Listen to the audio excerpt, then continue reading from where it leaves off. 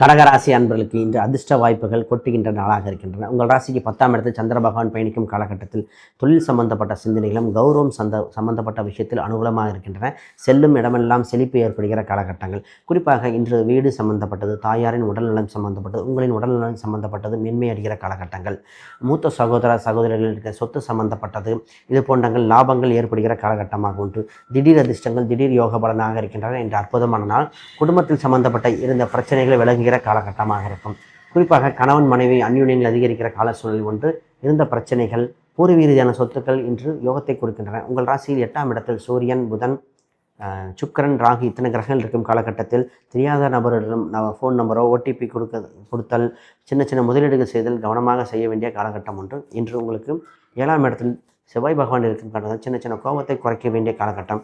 கூற்று என்ற வகையில் அனுகூலமாக இருக்கின்றன. உங்களுக்கு அதிர்ஷ்ட எண்ணாக நிறமாக இருப்பது 8 மற்றும் சனி பகவான் வழிபாடுகள் மிகுந்த யோகத்தை கொடுக்கின்றன. சனி சம்பந்தப்பட்ட மந்திரங்கள் கேட்டு வந்தால் அதிர்ஷ்டம்.